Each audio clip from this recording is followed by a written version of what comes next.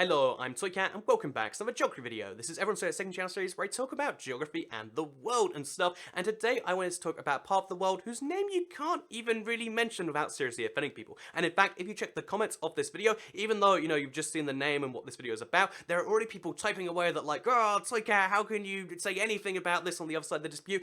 Because there are two groups of people, one of which gets massively offended if you use one of the names for Macedonia or the former Yugoslav Republic of Macedonia. That's right, by just saying the name, one of those two names, I've offended one group of people, and by saying both, I might have even offended both groups of people, and this might sound ridiculous if you're from a country which has a fixed name like France or, the United Kingdom. No one argues with that, right? But the truth is, this is actually kind of a deeply contentious issue in the Balkans, and even by saying that, oh, a naming dispute is silly, you get people seriously offended. So in today's video, I wanted to explain exactly why there is a country which has two names. There's only two countries which even Google Maps have to admit, oh yeah, let's just, put both names on and see what people think, and that is of Macedonia over here, or former Yugoslav Republic Macedonia, and that is Burma or Myanmar. That's the level this has gone to. This is Burma level, and yeah, exactly, or Myanmar level.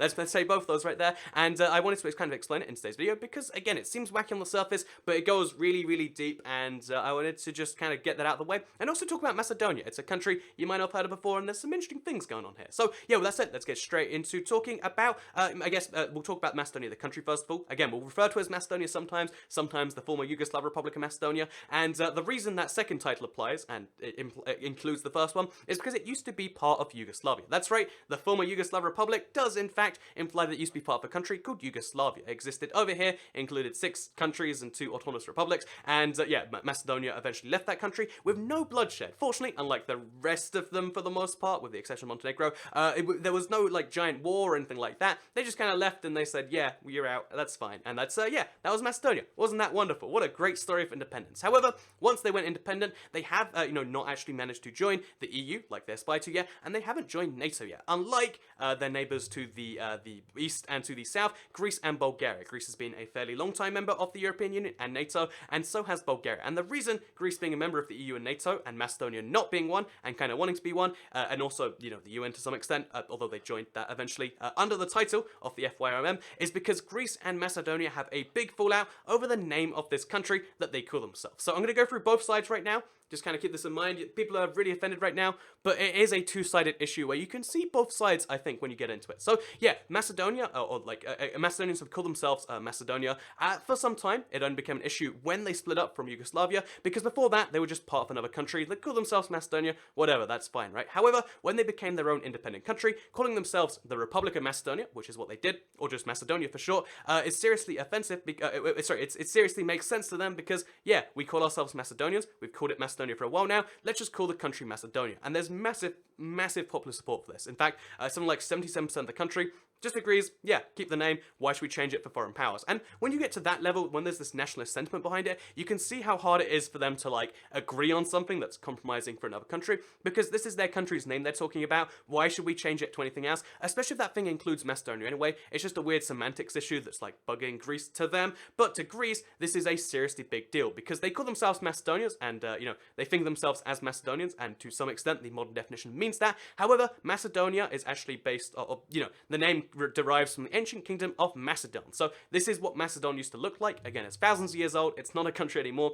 but it used to cover this rough region. And the reason Macedon is so important is because Alexander the Great actually came from there, even though he was ethnically mostly a Greek. Again, really long time ago, so kind of the definitions get a bit vague. But even though he was ethnically a Greek, he came from a kingdom of Macedon and invaded Greece from there, and that's how he kind of united it in a way, by being from outside and raiding in, but still being kind of related to it. So yeah, that's why Alexander the Great is such a great figure. That is why there is a Macedonia that's not just included in the country, and that's why there's the big dispute, because even though Macedonia, the ancient kingdom, covers 5 countries, or like 6 countries. Again, let's not get into Kosovo right now.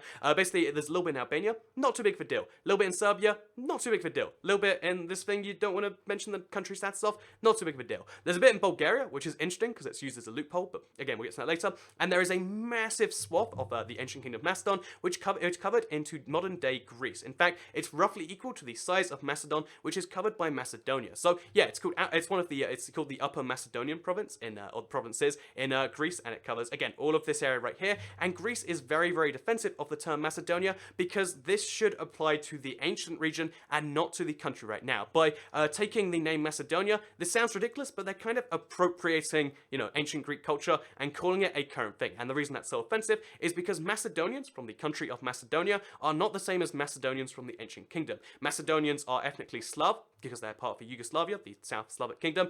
They're Slavic people, and that is a very distinct group of people from the Greek people. In fact, Greece is a very unique place in this, when it comes to the southeastern Europe, Greece is in a very unique place of being part of the UN and being part of the EU before these other countries. And the reason that that is so significant is because it means that basically there is this, Greece and Macedonia are two very different countries, and Macedonia should, to Greek opinion, shouldn't be, one country's thing, because it covers so many different countries with now so many different, kind of cultures. Albanians, very different. Serbians, very different. Bulgarians, very different. Why should, and mostly it's in Greece too, why should we let this, big Greek figure, this big Greek region, be taken over by this region? So what they recommend is calling it anything but Macedonia, something to acknowledge that it's not all of Macedonia, it's just a part of Macedonia. So the one that they agreed with when in terms of the UN, the Council of Europe, and, in negotiations of the EU and NATO, just to talk to them, is the former Yugoslav Republic of Macedonia, or the FYROM. So why is that not a good enough thing? Why can't they just call themselves the former Yugoslav Republic of Macedonia?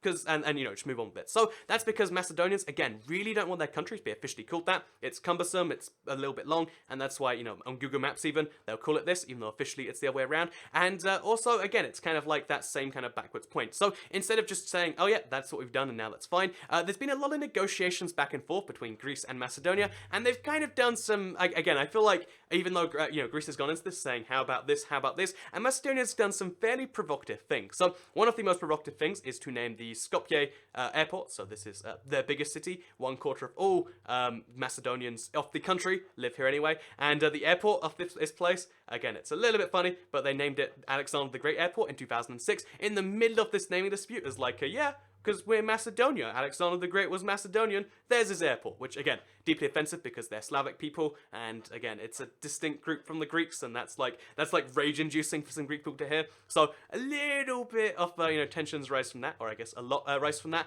And, then Greek is like, okay, how about you call it the northern Macedonia, because even though this is Upper Macedonia, how about you call them the Northern Macedonian provinces? And they're like, how about the Northern Republic of Macedonia, like with the Republic currently in the north? And the reason that they're trying to clarify as hard as they can that this isn't Macedonia is because if they allow Macedonia to kind of change from being the ancient kingdom of Macedon to being the Macedonia, then Macedonia might have a future claim to the territories of all of this. They might be able to just reach out to extended countries. Again, this has happened in the past, so their fears aren't entirely unfounded, and that's the big fear behind this whole issue. What is the whole issue of the Macedonian name dispute? Well, it eventually could devolve into a territorial one later down the line, because again, bear in mind that's how countries, eventually unify. Just looking around Europe right here, not saying that happens anywhere else, but yeah, basically what I'm saying is Macedonia wants to stay the same size but keep their name. Probably, maybe they have expansion desires.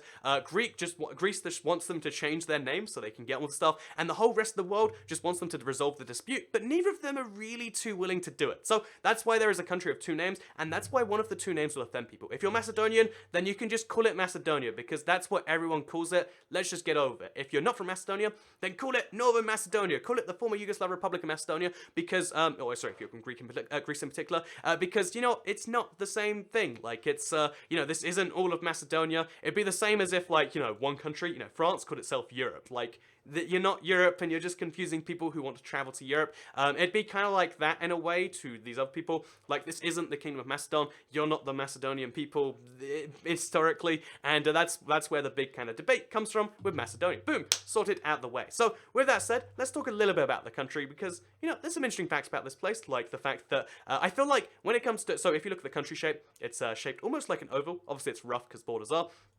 But I really think the shape of the country Macedonia, pretty darn nice if you ask me. It's like a little oval right here. They seem to win all of their lakes. I feel like when it comes to international borders, there is this kind of winning or losing of a lake. So you can see right here, Albania kind of lost this lake, kind of argument when it comes to with Montenegro. As you can see, they get a tiny portion of it. When it comes to Macedonia though, they get the biggest share of every lake they have, including Lake Ohrid, which is one of the big tourist destinations of the country. In fact, it's the only, after Alexander the Great, it's the only second international airport that has any major traffic. Lake Lake Ohrid Airport. So yeah, 2 airports in the place, one over here, one up there. We've also got this lake over here, which again, won by the Macedonians, I think. Both Greece and, Albania takes a bad share. And then there's this lake over here, which again, I feel like the Macedonians just win. So, they win at, like, just being stubborn, and they win at lakes. That's the 2 things you got going on in Macedonia. Because, again, Lake Ohrid is a ridiculously beautiful lake. People go from all over the world. Oh, again, it's a big tourism boost for them. And that's kind of a cool thing. So, yeah, as well as just being... I'm going to try and, like, just stay away from, like, the Macedonian thing now. As well as being, mostly made up of ethnic Macedonians, who are, of course, again, Slavic-based people, but they're distinct from the other groups right now. There's also a lot of minority groups in the country, the biggest of which is the Albanians. So, the Albanian center of the country is Tetovo, over here. So this is Tetovo. This is a majority Albanian place. Obviously, you can see it's next to Albania, and these people aren't actually Slavic, so there's some argument that, like, blah, blah, blah, blah. But yeah, they're from Albania for the most part. There is a, like, 25% minority, or a fairly large minority, I should say, of Albanians in the country, and they're largely discriminated against. There's, again, I feel like, saying discriminated against, like, implies something bad, but, like, in terms of, like, the whole country in general, they're not seen as, like, the primary citizens, and there's, like, the Albanians in particular really hate this naming dispute too, because it's not their thing to fight. Like, they're not Macedonians, they're Albanians that live in Macedonia, and they're like, can we stop not joining the EU and NATO just because of this one dispute? That's kind of the view of the Albanians. There's also, as well as Albanians, who, again, mostly live in the northwestern part, there's also a lot of Turkish people, a lot of Bosnians, a lot of Romania in particular. There's a lot of, like, different groups around the region, particularly of the other former Yugoslav countries that live there. And one of the reasons for, again, you might think, like, why Turkey and Bosnia? That's a weird couple of combinations. Like Turkey, Bosnia, Albania, that's a bit weird. There's also a significant Muslim minority in the country, of 1/3 of people roughly being a Muslim. So that is the 5th highest in Europe, if I'm not mistaken, after Bosnia, Kosovo, Albania, and Turkey. And there you go, Macedonia got some Muslims going on there. Maybe that changes the view of the country, but it's one of those interesting facts to me that, like, oh yeah, there's, for the most part, Europe is deeply the same religion, but there's a little bit of this, side of the corner where it goes very different. So yeah, besides that, we've also just got one more thing to mention, which is as besides Vils, I've gone over this before, but I really want to go over it again. Most of the fake news from the 2016 election cycle actually came from this one city in, Macedonia, which is a fairly small city, especially by international standards. And yeah, this is where a lot of that money came into. And isn't that great that, like, a country a lot of people in the US haven't heard of influence their election in a way? Isn't that wonderful? I think that's wonderful. But yeah, as well as that, the final thing I wanted to mention is that Prilep is where a lot of the world's tobacco comes from. This is Prilep over here, and the tobacco is so good that a lot of the major brands, not most of them, but a lot of the major brands use their, like, well put together tobacco because they make a lot of really good tobacco, as it turns out. So Macedonia, known for their naming disputes, known for not really liking the Albanians too much, known for having a lot of Muslims, and known for good tobacco and fake news. Maybe the good tobacco is fake news, who knows? But I hope you did all enjoy the video. Second channel, don't care. Oh, things are slightly different today because it's a new PC. What do you think? Let me know. But yeah, second channel, don't care. Goodbye.